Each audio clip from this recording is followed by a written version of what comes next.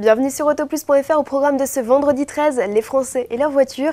Yvan Muller au micro d'Autoplus.fr, la C3 et la Tour Eiffel et enfin un livre, 60 ans de Formule 1 par Jean-Louis Moncey.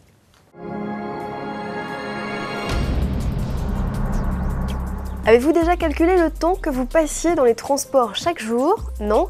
Eh bien, l'INSEE l'a fait pour vous. Selon l'Institut national de la statistique, chaque Français aura passé près d'1 heure chaque jour dans les transports en 2008 pour des raisons personnelles ou professionnelles. Dans cette étude dévoilée aujourd'hui, on y apprend également que les Français utilisent moins leur voiture. Son usage ne progresse plus, explique l'INSEE. La voiture ne fait plus gagner autant de temps. Ainsi, 4 habitants sur 5 en zone périurbaine, la moitié des habitants de la banlieue parisienne et seulement un quart des Parisiens disent utiliser régulièrement la voiture. L'automobile reste toutefois notre mode de déplacement favori. 65% des trajets locaux s'effectuent avec notre Titine.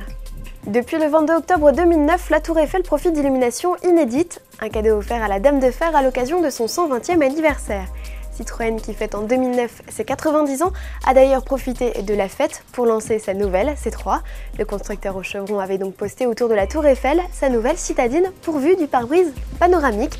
Il était ensuite possible de suivre le show depuis les autos. Si vous n'avez pas eu l'occasion de suivre l'événement en direct ou bien depuis le site du constructeur, Citroën vous offre une séance de rattrapage sur sa chaîne YouTube. A noter que l'illumination de la Tour Eiffel a lieu jusqu'au 31 décembre prochain. Sport à présent, la saison de WTCC s'achève le 22 novembre prochain.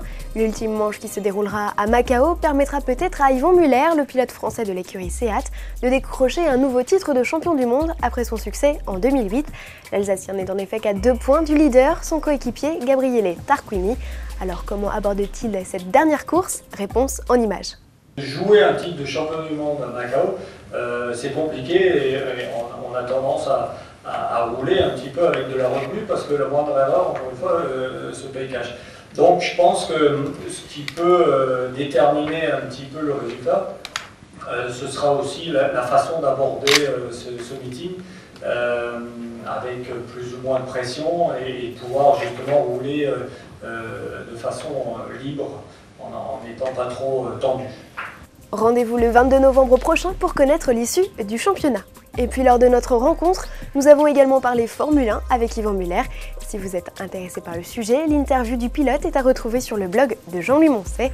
J'en profite par la même occasion pour vous annoncer que le livre de notre spécialiste, consacré à 60 ans de Formule 1, est en vente dans toutes les bonnes librairies bien sûr, au prix de 29,90 €. Glissez-en un petit mot au Père Noël. Merci de nous avoir suivis, bon week-end et à lundi.